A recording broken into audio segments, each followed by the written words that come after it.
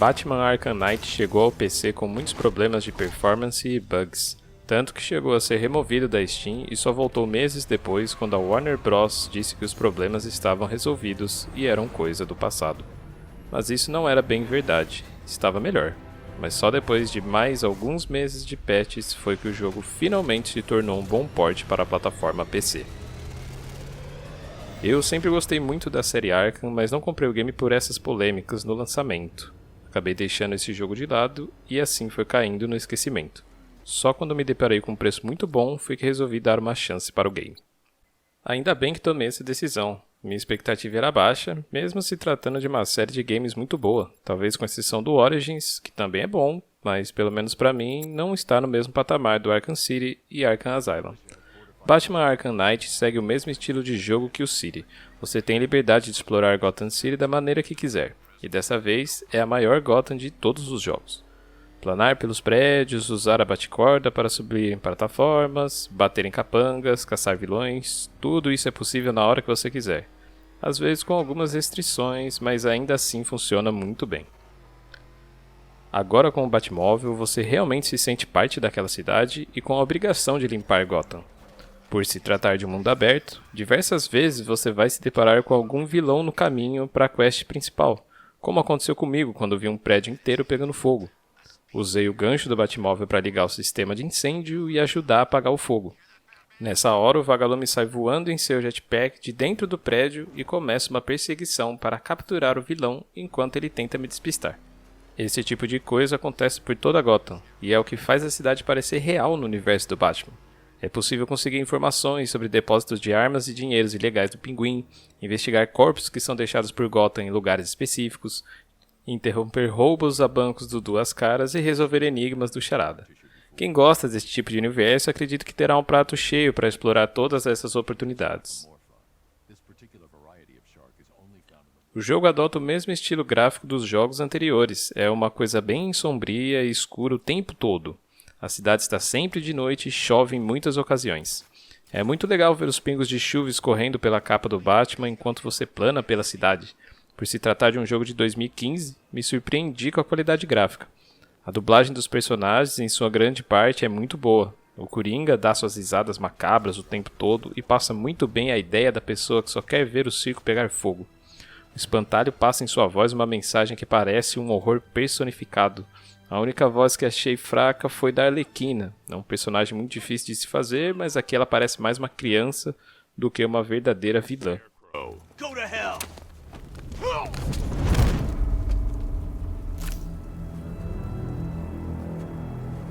Where is he?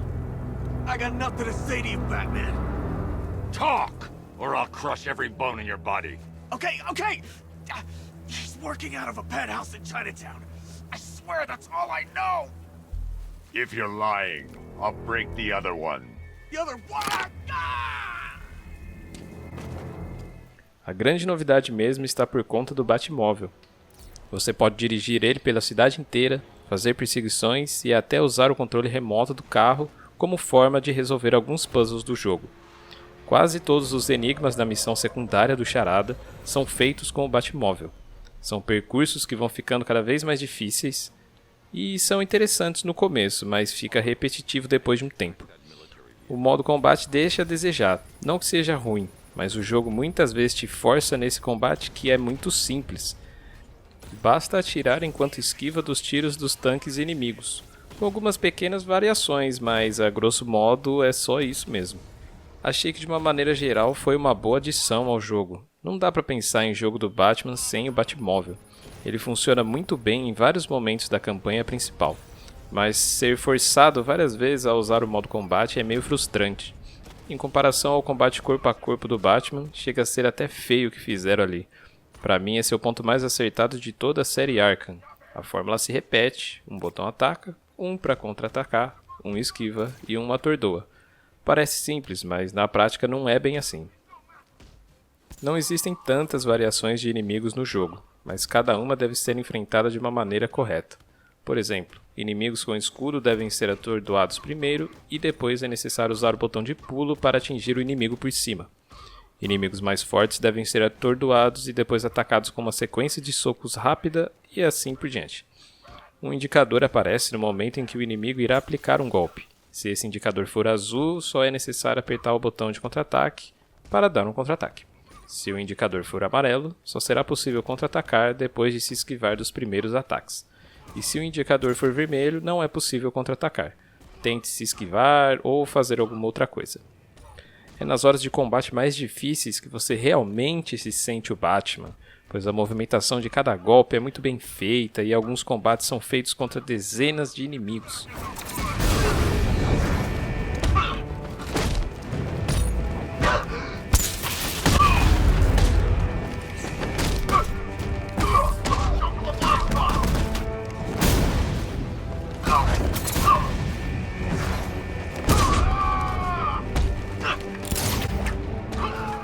Inimigos com armas de fogo devem ser encarados de uma maneira totalmente diferente.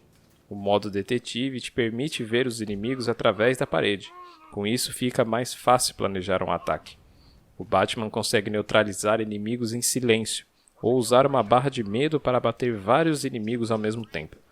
Quando se usa a barra de medo, Batman faz muito barulho para bater os inimigos, o que deve ser evitado, pois alguns tiros e você está morto.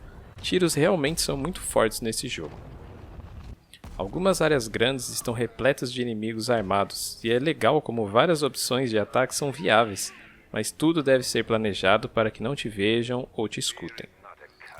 Ao longo do game, alguns acessórios do Batman ficarão disponíveis para uso em combate. O gel explosivo, a própria bate-corda, os bumerangues, todos com o seu uso diferente. Poderia ficar horas aqui falando do combate, mas só jogando mesmo para saber como é legal bater em vários capangas ao mesmo tempo. Cada vez que a barra de experiência enche, você ganha um level, e esses pontos são usados para melhorar o combate, liberar novos movimentos, aumentar a vida e também melhorar o Batmóvel. Esses pontos são ganhos cumprindo objetivos e ao final de cada combate. É um elemento que te dá uma sensação de progresso durante o jogo. Algumas melhorias não são tão úteis, mas outras são essenciais para cumprir os desafios mais difíceis. A campanha principal gira em torno do Arkham Knight e do Espantalho, e alguns outros vilões se unem para acabar com Gotham e, consequentemente, com o Batman. Os planos são sempre aquela coisa megalomaníaca.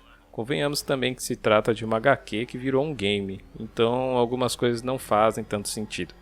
Mas o que importa é que não chega a atrapalhar o andamento da história. O Arkham Knight é um dos vilões mais mal explorados do game.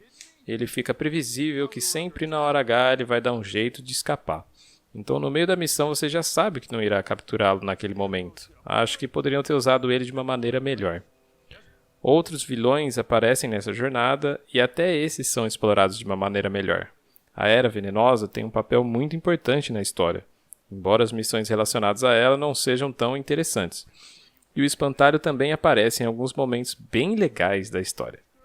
Quem jogou Arkham City ou leu a HQ sabe que desde o começo dessa campanha o Coringa teoricamente está morto, mas isso não significa que ele não aparece. Na verdade, ele aparece o tempo inteiro, mas de uma maneira diferente. A morte do Coringa mexeu com Batman e ele está em um conflito interno. Sendo assim, o Coringa faz parte da mente dele agora, e faz piadas com você o tempo todo, tentando te irritar ou apontando na sua cara como você machuca as pessoas que estão ao seu redor. Essa fraqueza do Batman se mostra real em alguns determinados momentos da campanha e traz consequências sérias.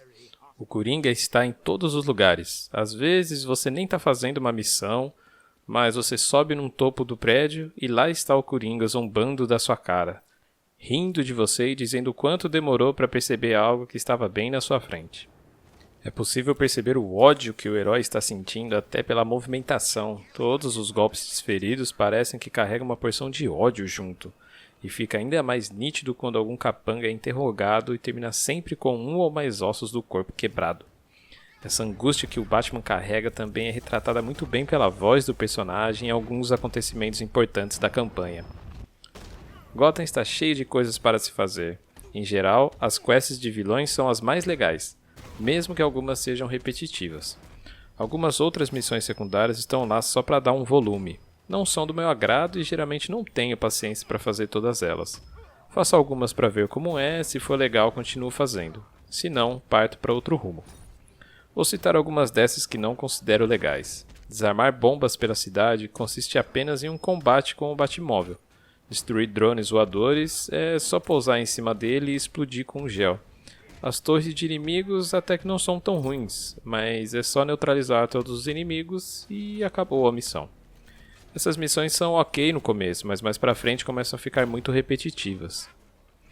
Sei que é um jogo antigo, mas acredito que muita gente deixou passar e não jogou por causa do lançamento controverso que esse jogo teve. Mas acredito que todos os que jogaram os primeiros Batman da série devem jogar Arkham Knight. Tudo aqui parece que foi feito com um carinho imenso pelo herói. Cada detalhe na cidade foi pensado para te proporcionar uma experiência de imersão em Gotham que nunca foi feita antes. Os gadgets do Batman Detetive fazem algumas aparições também para reconstruir cenas de crime. São feitas de uma maneira simples, pois o personagem é tão humano e complexo que fica difícil acertar em todos os momentos. A própria Rocksteady, que é a desenvolvedora da série de jogos Batman Arkham, disse para ignorar o Batman Arkham Origins, pois não foi feito pela Rocksteady e que também explica por que é o mais fraco de todos. Ter a responsabilidade de trazer para o videogame um herói de tanto peso e tão complexo como o Batman é uma tarefa difícil. Em Arkham Asylum, que foi aonde começou essa trilogia da Rocksteady, tudo era novo e também em uma escala bem menor. Foi o game que mais causou impacto, pois tinha um elemento de novidade. Acompanhar o herói de dentro do asilo Arkham foi uma coisa fascinante e que trouxe de volta muitas memórias de infância de muita gente que gosta do universo Batman. Em tudo que aquele jogo se proporciona a fazer, ele faz beirando a perfeição. Arkham City eleva o patamar em todos os aspectos. Agora, o jogo se abre para uma cidade inteira de exploração e de crimes a serem solucionados.